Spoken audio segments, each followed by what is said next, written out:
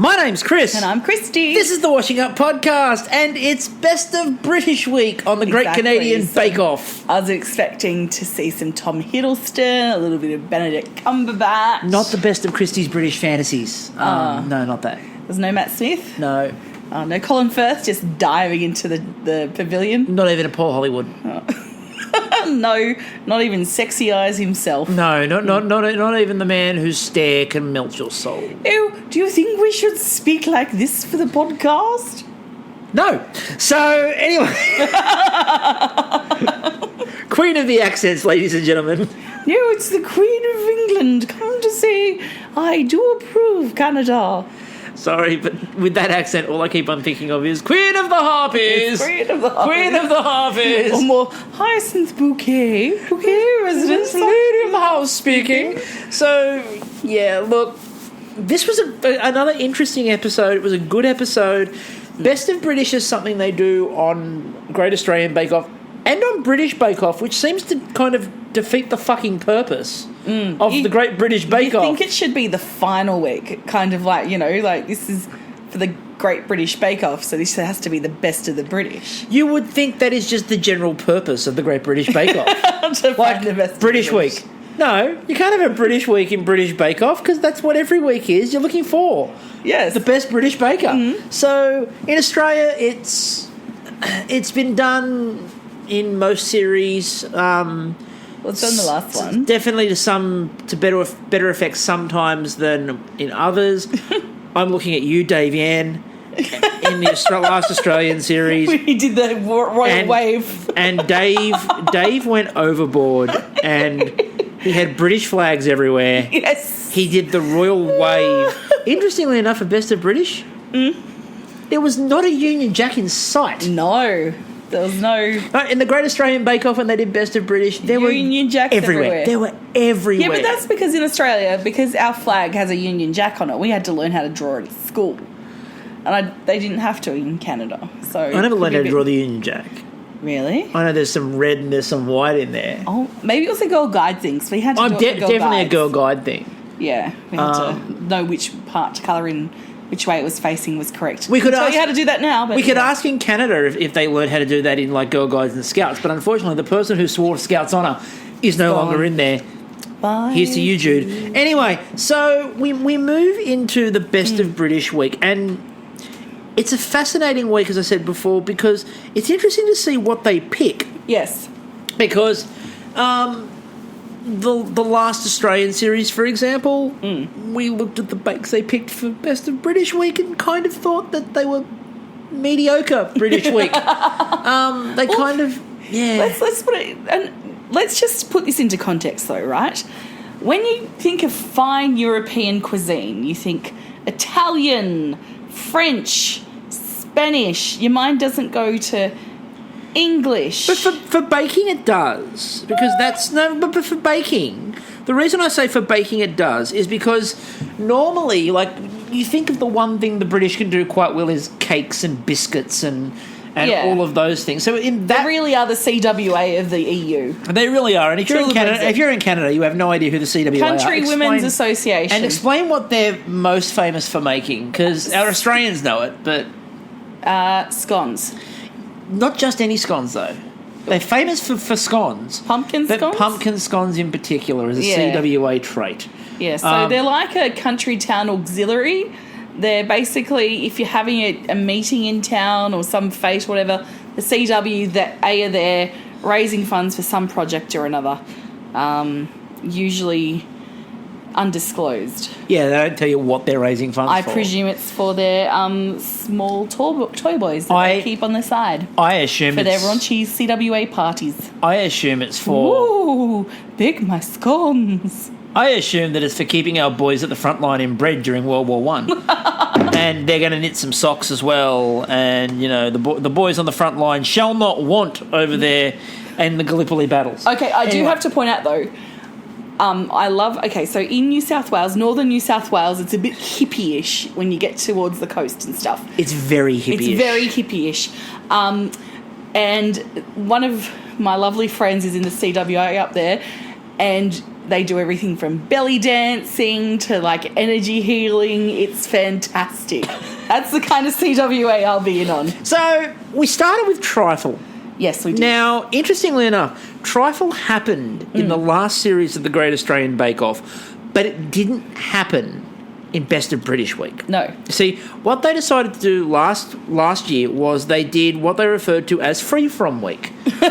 So they decided to go with things that were free of different elements. So the first one was last year in the Great Australian Bake Off, they did 6 identical dairy-free fruit tarts. Then for the technical, it was a gluten-free tiramisu. And for the showstopper, it was a sugar-free trifle. Now, what we wanted to specify here is a no added sugar trifle. So you could have your fructose from fruits. Which, if you look at the one, I posted it up on Twitter again tonight and at the washing up. Chris from last season made quite possibly the biggest trifle ever made. It's known as the Trifle of Tower. Oh, sorry, Tower of Trifle. No, it's now known as a Trifle of Tower. And the hosts, and I'm sure that Leah on Twitter will then put this GIF up again and we'll retweet it. The 2 hosts came at it with spoons that were about the size of a person. Yes. One of the greatest moments of last season. 2 hosts, 2 spoons. So Australia has done the trifle in season 4. Britain has done the trifle a couple of times, which you would expect. So we started off with the trifles, and we'll start. I love trifles. We'll start with Terry. Yes. We'll start with Terry. So Terry went with a strawberry rhubarb trifle, but we open up with Terry not so much about her strawberry rhubarb, but we open up with peach schnapps. Oh, yes. Dan, by the way, the voice of the people tonight. One of his greatest episodes so far in this series. Yes. Yeah, I know we're 5 in. Dan was on fire. First of all, the jumper game on point. That tiger on the green jumper. I really want the tiger jumper. I really hope his dad knitted it. Like, just on the set of Schitt's Creek, sitting in the background knitting away. But I loved where she opened up and she had some peach schnapps, and Dan's like, I feel like I'm back at university. Don't we all, as soon as you hear that word or smell that smell? Yeah, I don't remember having peach schnapps outside of uni. No, it's not. You don't do it. No. The closest I've come is maybe some butterscotch schnapps. Yeah, but butterscotch is a bit different. Like, butterscotch is an all-occasion schnapps. Just float some Baileys on top. Get yourself a cocksucking cowboy. Hello, Canada. So it's a shot. I will make them for you all. Yeah, there we go. So Kristie is now your bartender, Canada. Yes. You're offering to get a nation that likes to drink as much as Australia shit-faced. Yes. I'll also make you some click-licking cowgirls, because I'm that kind of friend. Kristie's the kind of friend you all need. All right. I was worried for Julian from the first moment we saw him on screen. The main reason I was worried for Julian... Yeah. Gelatin. Now, we've just come off a series of MasterChef in Australia, which featured everybody deciding they were going to play with gelatin and nobody getting the fucking thing right. No. And he's trying to prepare custard, and he's like, I don't know if the custard's going to set. I know. I'll throw some gelatin in it. Don't ever, as Bruno said in the judging, don't take a shortcut. Yeah, and it just created a bad mouthfeel, so... There's one thing you don't want around your trifle, it's a bad mouthfeel. No. When you're shoving something into your face for an enjoyable moment, you don't want a bad mouthfeel. Linda had an interesting week. I want to start, though, with her custard. Yeah, doing it in the microwave. So, I don't know. I was terrified. I was Rochelle. No, I'm cool with that. Mum always made custard in the microwave, but that was because she used the Bingo instant custard powder. So that was always done in the microwave. So for me, microwave custard, it still goes on. I was terrified because, like, Rochelle had a very puzzled look on her face and was like, isn't that going to curdle? But it came out beautiful. Did you see the sheen on it? I know, it was amazing. Ping! It was beautiful custard. It was amazing. Linda also had a bit of a theme running through her things tonight. Saskatoon berries were everywhere. Maybe it's Saskatoon berry season when it was shot. Even if it wasn't, I'm starting to think they made it that. Maybe that's who their sponsor was. So in Australia, they're sponsored by Devondale Butter. you ought to be congratulated. And over there, maybe Saskatoon berries, the thugs in the Saskatoon berry industry. All right, I heard you cooking or baking up here, You got to use some berries, So someone from the West Country just arrived and apparently is now on the podcast with me. Just move it along. How's your scrumping? Anyway, moving on. What I also love with Linda is such the person taking care of everyone in that pavilion. And the reason I say this is because Dan, and we're going to talk a lot about Dan eating because he ate everybody's food. But what I've learned you could see his progressive sugar high got higher and higher. But the last couple of episodes, what's become brilliant is Linda's ready for him. Like we talked about in the last episode with the biscuit with the thumbprint in the middle of it. She's made them all perfect, then just deliberately go, this one's for Dan. And tonight, she's cut the cake up when she made it into rows. And he's like, why have you done that? And she's like, it's a cooling technique. And she goes, cooling technique? She goes, yes. And then she walks over and cuts the corner off one of them and goes, and you can have that bit. So he's not eating offcuts anymore. Linda's baking for him. I think it's like she's just missing her grandkids. He goes, don't worry, I'll take care of you, doll. And he's like, popped over, Nan, what are we cooking? Another theme we have tonight started with Sabrina. Now, first of all, she had Star Baker, to be honest. First, we'll talk about that because it was close. We'll start with the fact that she made the roll cake for the bottom of which looked really good. Yes. But then Sabrina started our theme. Limoncello. It was cake and booze, cake and booze. Cake and booze. As Terry so succinctly put it, running across the middle of the pavilion. Cake and booze, cake and booze. It was... That's I want the that on a episode. T-shirt. Cake and booze. It has to be, Bake Off, cake and booze. So, and then Dan's instruction to everyone, be trifly. Yes. Which does just scream cake and booze. There was the story of the guy a couple of years ago now in Australia who got pulled over for his RBT and got a random breath test and got pulled over. Yeah. And he tested, they said, are you going to test? He goes, I'll probably blow over. And he goes, why? And he said, I had my grandmother's trifle and she makes it a little bit strong. And I think he blew 0.1. 0.05 is the legal limit. He doubled the legal limit off the back of a trifle. See, I am currently living with an underlying anxiety condition due to the fact that the family trifle bowl that my mum lent me with trifle in it is broken and I cannot give it back to her, and now I need to kind of either find a replacement or skirt around. I found you a million replacements, by the way. Okay, cool. We need to buy it and then I need to just give it back and pretend like it never happened. Yeah, what bowl? I'm just going to go breathe into a paper bag now and work through this. You continue. Work through this? I'll work through this. Okay. So while you work through this, Vandana. Oh, yeah. Oh, that's taking my mind off it. Oh, thank you. That's taking your mind off it. Vandana. My favourite baker. Vandana. She's been... Chris' favourite baker. Vandana. You've got a theme.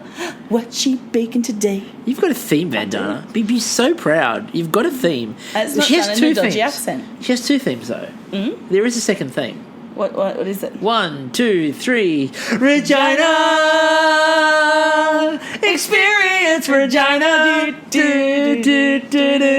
That'll do. Yes. So she decided to use mango boba on top of her because she decided to go with mango as a centrepiece of her trifle. Yum. Which they went, it's not very British. Tell you what, it's fucking Australian. Yeah. I loved it. And so she's using bubble tea, the mango bubble tea. Yeah. It looked incredible. That would have just tasted amazing. Yeah, the little burst of mango you would have got from that.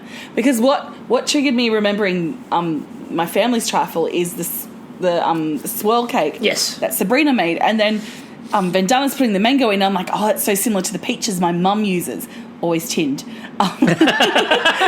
And the same with the pineapple. The thugs in the tinned peach industry. Yes. I think mango next time. And then we came back to Julian. I'm like, well, maybe Julian's doing a lot. Julian, why are you doing a ganache?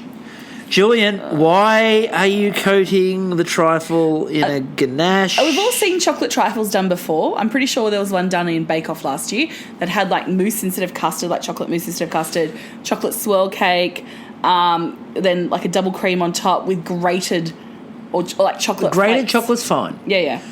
A chocolate ganache? It's really heavy. Yeah. Like it's a trifle, man. I'm wondering if he mistook the ganache for mousse. Possibly. Or the mousse for ganache. Because he said that he's seen it online and he's seen that people had made one online and that was what he went with. Maybe it was a mousse. I think it might have been a mousse. Or it could have even been a chocolate custard. Yeah. Or he knew he'd be running out of smoked mackerel soon and need to get back home. Smoked mackerel is one of the things that worked. Yes, that was one of the things that worked for him today. So the cake and booze elements... Mm-hmm. A lot of people tried. James went with gin because he's British. He's British, or he's a mad fan of Snoop Dogg. Either. He's like, I want to make a gin and juice. Well, he had blueberries, so juice. it was gin and juice. It was gin and blueberry juice, laid back with his mind on his monarchy and his monarchy on his mind. My mind on my monarchy, my monarchy on my mind. And like he was talking about, it would have been embarrassing for the Brit to go home on the Best of British week. And it's like, well, the most Canadian person in there went home on Canada week. So, so let's go through them. So James's gin and blueberry trifle, the way that they described it was it looks a little rushed. It's a little informal. To quote Mary Berry. The sponge was a bit overdone, but however, the cream and the Earl Grey custard were nice. And in a callback to one of my other podcasts, Food Nerd Vanity Project, it was ugly but delicious. And I mentioned this because myself and Robert Harwood from the last series of the Great Australian Bake Off are currently doing Food Nerd Vanity Project, where we're doing Ugly Delicious by David Chang. Yes, you are. Nice little crossover there. Cross-pollination there. I will stop stealing. The bees. Not the bees. Right, Julian, his mixed berry trifle with a chocolate ganache. The best way they described it was not light. And then they said the flavour was good, however, it was ruined by gelatin. I like that. I went, did you put gelatin in that? He goes, I was worried it wouldn't set. And Bruno gave him a look like, I know that sentence. And then Bruno gave a look like, we all know that sentence. Gelatin's like when you start just putting filler words into your essay to reach the limit. Yeah, it's when I start reading essays where kids write hereto and forthwith, and you're like, you don't know what any of those words mean. Or the better one is now aforementioned. The better one is now they go to Word, they put everything in there, and they go to synonym. And they just find synonyms for everything. The problem is, of course, it changes the context of the word. It does. So the sentence makes no sense anymore. Okay, kids, I'm going to give you a pro tip, right? Learned in my uni years. Okay, so your assessor, all they're doing is going to word count to see if you've done it. So what you do is down the bottom, after you've written all your stuff, you change your font to white, and then you just start typing random words. And kids, yes, as the other side of the equation, we know. No, you don't. Yeah, we do. How? Because I highlight everything for my word counts. God damn it! Fuck you, Buchanan. Oh, that was fun. I let you go all the way through that. And I'm going, no, you don't just do a word count. You highlight everything for the word count. Well, it worked in my day. Yeah, well, not in my day. So, Linda made her raspberry lemon trifle, and she did that amazing sugar work on top. Oh, that looks so pretty, and even Rochelle was impressed with the height. Look, I named her correctly. Well done. Yes. And the other judge is? Bruno. Yes, we're 2 for 2. And the two hosts are? Dan and Julia. Yes! Look at this! Woo, look at this! Names are all correct. Yes. Well done, Stacey. So... Thank you very much, Brett. So, Stacey and Brett here with the washing up. My name's Stacey. And I'm Brett. What I liked with Linda's was that they tasted it and they're like... that microwave custard we were worried about, we really shouldn't have been. It is the perfect consistency of trifle. Yeah.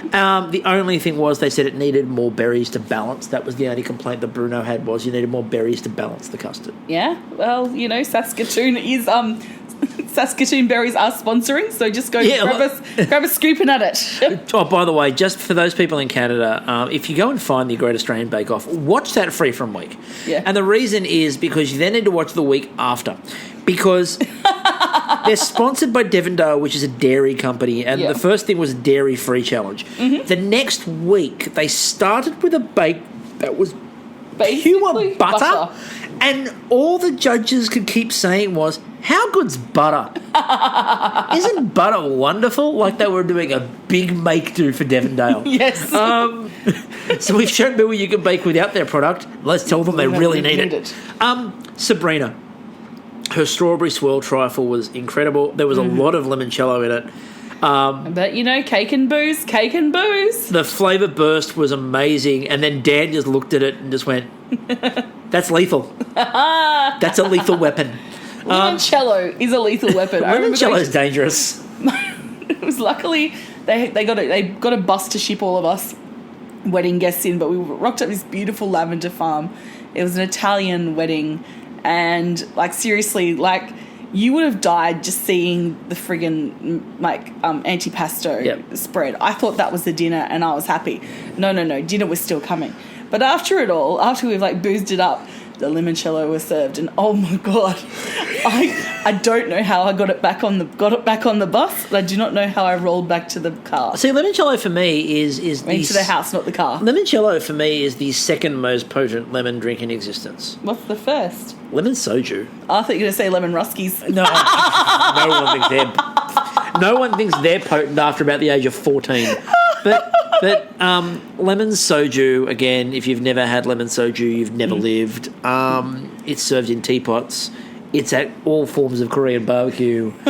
and it's usually with our group featured by people yelling out splishy sploshy and then not being able to stand up from the table after about the 8th teapot. Thomas, I'm guessing? One of them. So Andrew the other? Yep, yes. Definitely. So Terry also made a strawberry rhubarb trifle. So we talked about that before. Rochelle thought that it was so pretty. Rhubarb. You're just doing background noise here. Yeah. So it was so pretty that Rochelle didn't want to ruin it. No, it did look gorgeous. So it was really well balanced, but the custard was a bit runny, and that was the only problem with it. And Vandana's mango kiwi strawberry trifle. There is so much in that name that just has me going, yes. They said it was a nice consistency to the custard, the sponge was excellent, and the flavour was genuinely outstanding. See, I think for me, this whole episode, things that didn't clock were people doing well, because I was worrying about Linda and I was worrying about Julian. That's where my mind was going, oh, yeah. And then oh, James, don't do that. Just... That was exactly where your mind was going too. It wasn't like a thought-out process. It was, oh, James! I was haunting. I was haunted. You were haunting yourself. You were over myself. Ooh. Anyway, the technical brandy snaps. I am the ghost of Bake Off Spas. So brandy snaps. Ooh. You had to make 20 brandy snaps in an hour and a half. Now, I checked this up. Season 1 in Australia, the one that we don't talk about, did brandy snaps. Yeah. And Season 2 in the UK did brandy snaps. All brandy snaps make me want are these biscuits that have been discontinued by Arnott's. Fuck you, Arnott's. Bring back the honey snaps. They were the perfect biscuit. They're nice and thin, they're honey flavoured, and they were just amazing, and they're not around anymore. There's no better forum, I find, for complaining to an Australian biscuit manufacturer about not making their biscuits than a podcast predominantly listened to in Canada.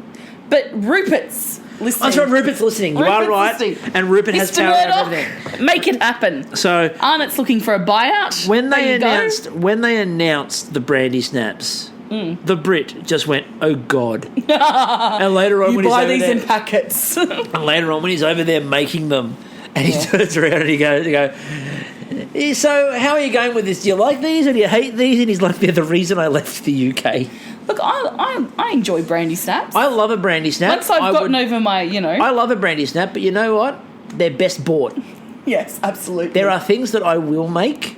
Brandy snaps are not in that realm. No. I would not attempt a brandy snap. No. And also, I don't need a brandy snap which is rolled up with the cream inside it. I like the biscuits. You know why I can't do brandy snaps, cooking them? I need my fingerprints to get in my phone. that is a problem. And if you cook brandy snaps, your fingerprints are not going to be there anymore. Yeah. What made this more painful, by the way, was you had to make them 3 at a time. Yes. Because of the way they spread out. And then the second they came out of the oven, you had to instantly start the rolling process before they solidify, or in some cases, didn't. There were a couple of them that didn't solidify. No. I'm looking at you, Julian. And I'm also looking at you, Vandana. And Linda, just everyone just having snapping issues. However, Sabrina. Now we need to talk about because there's not a lot to talk about with the Brandy Snap Challenge. No. But the one thing there is to talk about is Sabrina continuing cake and booze as a theme, Yes. but with biscuits and booze. It's Grand Marnier, isn't Yep, it? Grand Marnier. Grand Marnier, and everyone's just putting these like little measured amounts, and Sabrina's like, bang, all in. Just pours it in. Yep. And when they came around to the tasting, they're like, "Oh, that's a really nice cream. That's good flavour. It's lacy," and like you can just see Sabrina's face going, "You're drunk." She lives by the code. What would Mary Berry do? What would Mary Berry do? Add more booze. That Exactly. is always the answer. If you actually go and look up Trifle Great British Bake Off online, Yes. the first thing that pops up is Mary Berry's Boozy Trifle. I kid you not, it is the first search result. So that should tell you everything you need to know about the mantra of what would Mary Berry do. So, the judging. Yes. Terry's were uniform. The cream had a really good flavour, but they needed more holes. Yes, they did. They needed more holes. Needed to make it more lacy. Oh, make Sabrina's, it racy however, and lacy. Sabrina's, however, Lacy and racy. they were quite lacy and very racy and quite boozy. James's were crunchy and cracked. Code for burnt. Except he balanced up the fact that he burnt the brandy snaps by underdoing his cream. Perfect. So, between the two, there was a balanced flavour. The median. Yeah, exactly. The median of those two The median was perfect. Right? If you could find the balance between the burnt biscuit and the underdone cream, sensational. It's like having two students. One gets 100, one gets 0. In middle, Everyone passes. Linda's were far too brittle, unfortunately for her. Julian's were chewy, and they were very chewy. Vandana's were consistent in size, but when they picked them up again, they picked hers up, and they sort of sagged a little bit. Yeah. You're like, oh, that's really under. No, like the flavour's good, but it was really under. So this is where it nearly turned around and Sabrina nearly got it. Yeah. Julian was 6th in the technical, and that Yep. was pretty clear. Vandana was 5th in the technical. As we have frequently said, though, in Great Australian Bake Off and Great British Bake Off, the technical usually means fuck all. It's the whose line is it anyway of the Bake Off. Everything's made up at the points don't matter. Exactly. So 5th was Vandana, 4th was Linda, 3rd was James, 2nd was Terry, and a very surprised 1st Yeah. was Sabrina. Yes. Like, Sabrina, I love Sabrina's comment afterwards. I have absolutely no idea what happened in there. They're not like a cannoli. Yeah, they're not like a cannoli. I have no idea what happened.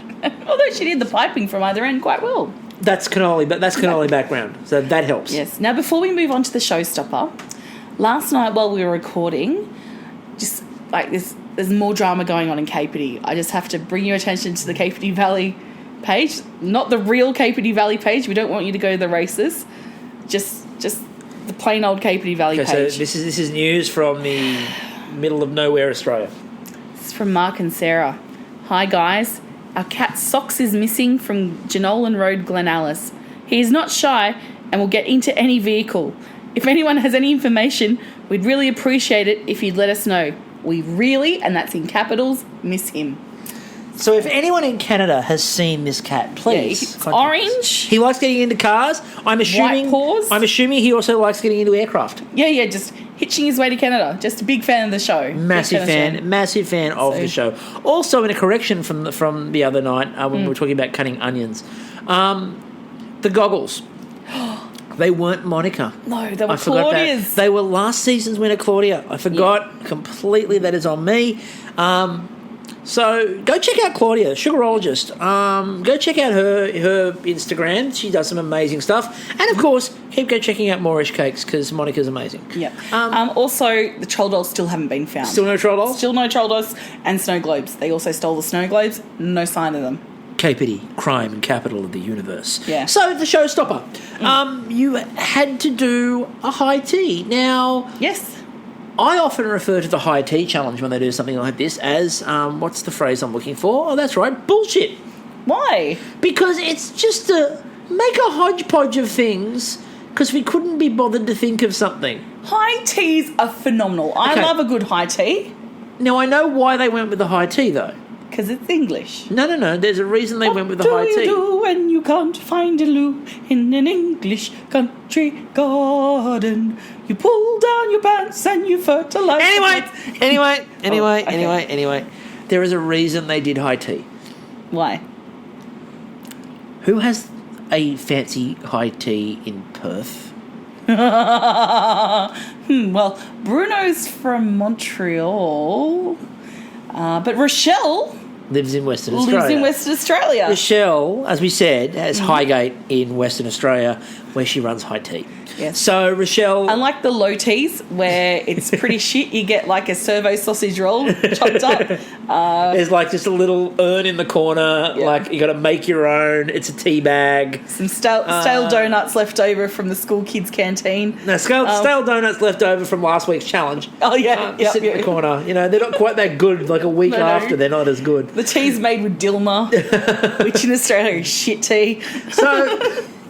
do try it. I'd rather not. And don't ask for a coffee because international roasted is. Oh, no. You made some No. Nescafe Blend 43. And again, as I like to say to our international listeners, because you know that, 43 goes. And someone from Nescafe stood back and went, that's it. We've got it. We've perfected coffee. We can't go any further. 43rd go. Bam. How shit was Blend 3 then? Oh, Blend 19 must have been a doozy. Yeah, like we need to keep going at this, fellas. Blend 1, that's just soil. Blend 2, that's just water. A median here, fellas. A median point. Blend 3, they found the coffee beans but it only steeped them in cold water. So Rochelle does high teas. That makes absolute perfect sense in terms of why Rochelle would be setting a high tea as the challenge. Do they serve high tea in Canada? They must. Yes, they do. They'd have to. They do. It was also really interesting because the person they got to explain the high tea was a very excited French Canadian. Yes. So Bruno wasn't his normal Bruno self where he's just standing there going, this is really good, blah, blah, blah, blah. He had hand gestures going. He's a high tea bandit. There were spirit fingers. He was bouncing around. He's like, high tea. I'm sure if you... So British. Okay. So Victorian. You know what I'm going to do? If I ever meet him, I'm making him cucumber sandwiches with the crust cut off. And then there was a beautiful reference. I think it was it Vandana or was it? I think it was Vandana or Sabrina, one of them, who made the reference to the British in India. No, it was Vandana. It was Vandana. It was. I thought it was. Vandana turns around and goes, "Yes. Oh, so this is from an era where the British were in India," and you could just hear the room go, "Ooh." I'm like, yes, decolonize this place, tear it down, pull out the white shit, put back things where they belong. Not in your hands, Victoria. Let the jewel of the British Isle go. So anyway, just very passionate about decolonisation. So, and high teas. And high teas. You love high tea. Not as passionate as Bruno, but I do like a good high tea. No one's as passionate as Bruno about... Who thought... Like, legitimately, I wonder if anyone on the crew thought that Bruno would be the one to go, oh my God, it's a high tea. I'm so pleased.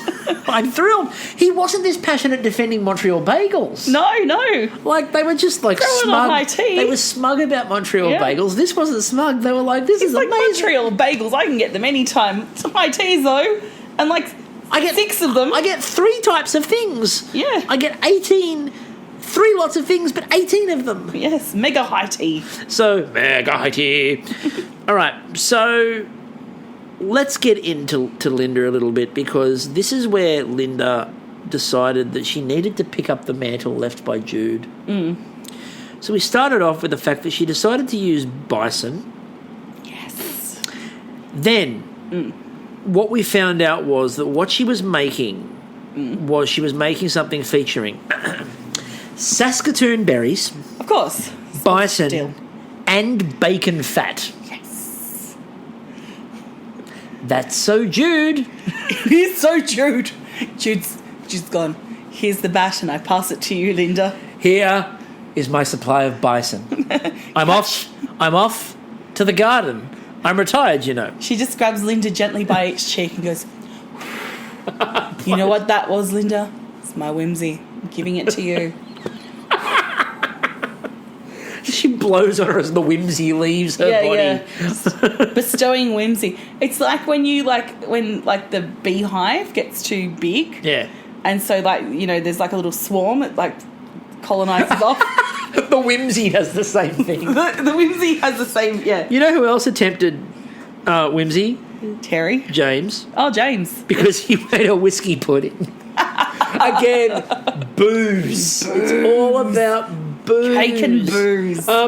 And James went very British for the first thing, the Wensleydale sandwiches.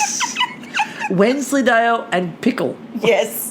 It was the Beautiful. most British thing on anyone's plate. All it needed was like a guy in a bowler hat and a moustache and a black umbrella to walk in his suit and go, ooh. I say. Yes. And needed to have the pinky up. Yes. Like the whole time. I just believe that they all, in Victorian England, they just had broken pinkies. Did you know that's actually rude? You don't have your pinky up. I know. It's bad manners. It's bad manners, but then again, if there's one thing we know about the Imperial British. Fuck that. Bad manners. You saw the way they left colonial superpowers. Yes. Anyway, Sabrina went back to her absolute favourite ingredient on the planet. Peaches. She's just a big President of the United States. Massive Presidents of the United States fan. You know, massive fan. You know, millions of peaches for free. Millions of peaches for me. Look out. Peaches come in a can. They do. Put there by a man. A man put them there. In a factory downtown. If she had her little way, she'd eat peaches every day. And if we kept on quoting their lyrics, they'll want a royalty. Oh, so, okay. with that Moving in mind, Vandana. Vandana got very creative again with hers, and there was some amazing stuff. And, again, took up the mantle of feeding Dan. Now, Dan spent most of this challenge just doing what everybody else would be doing. He is voice of the people. Snacking. And in this case, stomach of the people. He is. He's the gastrointestinal system of the people. He's the GI tract of the people. Dan Levy. Yeah. Canada's house guest. Comes up, opens your fridge. What do you got? Ooh, look at that. I'll have some of that. Ooh, I'll have some of that. You know, the other thing I keep thinking of, it's a bit like when Linda cut the cake for him. I flash back to The Simpsons. With the cake, Maggie's birthday cake. No, Homer, I made that cake over there for you to ruin. Ooh. You know, they're going to start baking extra things just for Dan to come over and ruin. Like, no, Dan, don't touch that one. I made you a dish to ruin. It's over there. Oh, look. I'm sure Terry had cut out extra pieces of bacon. Let's talk about shapes, okay. Let's talk about Hamimals. Hamimals, crackers on my cakes. So, I have to ask a question of Terry, and I know you're listening, Terry. And hello, you're doing very well undercover there. I just Erwin. think you're bloody marvellous, You're doing very well undercover there, Erwin. So, why does making them into a pig feel wrong? And I ask this question because surely if you have enough pieces, it's just a jigsaw.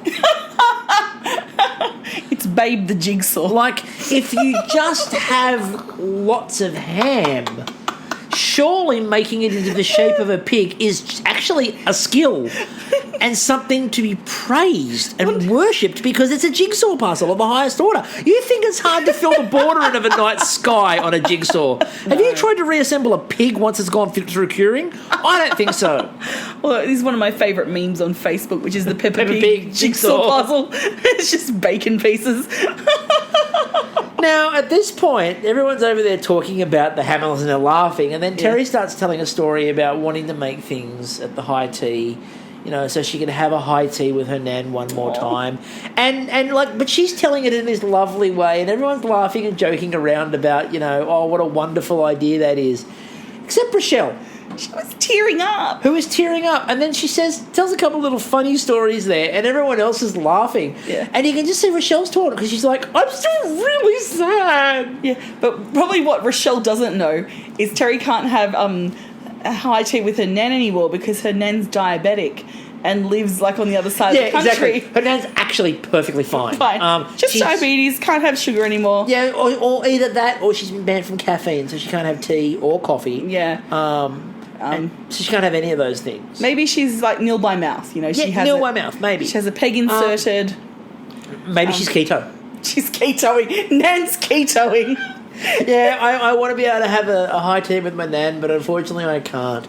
Oh my God, when did she die? No, she's keto. Sorry, no carbs. Terry. No, if your nan has passed away, may she rest in peace. It's just too funny. I just prefer nan being on keto instead. Okay, and then we had the two J's. Mm-hmm. Julian and James, nothing worked for either of them. It was just disaster. Julian at one point was going, I've got my dumplings over there steaming. Mm-hmm. I'm going to leave the lid on because I want this to work. And I'm looking at everything else going, it's just take the lid off, dude. It's not going to work. No, he just didn't want people from Newfoundland, see, I pronounced it properly, to pay him out. Newfies! No. Are they called Newfies? No. In slang terms, yes, they are. However, I've just made a whole pile of enemies. But okay, so I will not be using that. You don't do that. You want one area of Canada to love. I'm going to call them Funlands. After you went Go Leafs on the first podcast. Don't remind people of that. She said Go Leafs. That's all right. You Storm supporter. They don't know anything about that. Yeah, that's rugby league. Don't go for the... Okay, if you decide you want to get into rugby league in Australia, just go for the Cronulla Sharks. We won the premiership a couple of years ago. A couple of years ago, huh? Yeah. Recently? Yep, that recently. We're that good. Heading into the top four now, coming up to final season. Situated beautifully on the nice beaches down there in the south. Full of racists! No, they were people from the current area we live in that visited there to create the riots. Anyway, it was a place that had race riots. And our current Prime Minister is from... Okay, you're right, it's full of racists. Full of racists, exactly. There's a big detector that says, not from here, when you drive into the area. Yeah. So, you know what wasn't racist, however? What? What wasn't racist was Dan eating all of Terry's food again. So, we cut back, and there's Dan, and he's just standing at Terry's bench, this is really good. It's this was great. She has tell me it's this lion, tell me it's good, and he's eating the eclair going, no, it's good. Does anybody feed Dan Levy? Are craft services a thing on Schitt's Creek? No. Per diem? Hello? His dad's funneling away the money. It's Eugene's funneling away all the money. It's you can't have any. I'm sorry, guys. There's no craft services again. But Dad, we're starving out here. It's all right. I've got you a gig on Bake Off. I've not done anything of note, and nobody knows who I am, and I'm hardly paid.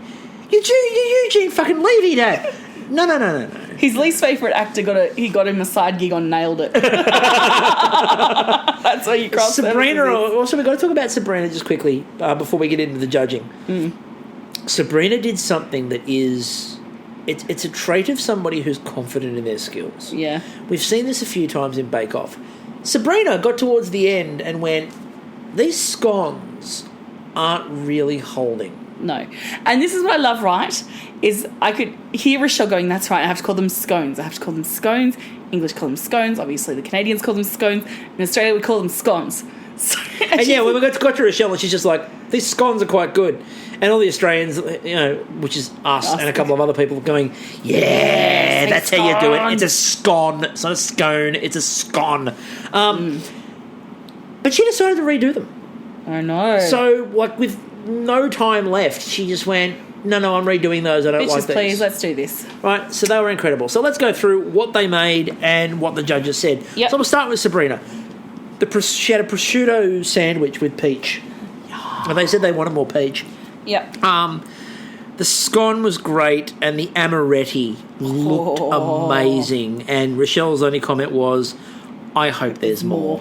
Yeah, I'm fine with that. She's very good with peaches. Sabrina doesn't have a deal going with the Peach Growers Association. She's not trying hard enough. Peach Growers Canada. Peach Growers Canada. PGC. Where'd you get the A from? I don't fucking know. On the plus side, you've got everyone's names right tonight. On the downside, acronyms aren't very good. No. So, James. Now, they said that the cheese and chutney worked really well. He also made a Bakewell, which is a bake-off staple. But he did not bake it well, he unfortunately. didn't. Unfortunately, his Bakewell was baked under. What he should have said, though, no, I've made a real English bottom because it's so pale it's translucent. But on the other... that joke the other night. But on the other side... Yeah. He overdid his whiskey and orange. So, again, the median... James was good. But I think he misheard Rochelle, who said, it's not quantity, it's quality. And he's gone, quantity over quality. All right, have a slab of Bakewell. I like James a lot, as we've said. He's my Patronus. Fuck yes. But the problem is that finesse is not his thing. And we're at that point of the competition now where finesse usually has to be a thing. Yeah, you have to dial that shit up. And his trifle just looked like it was a bowl of cream with some blueberries on top of it. Yeah, you need to be practicing 24/7. Even when you're pouring your cereal, you need to layer that shit. Layer that shit.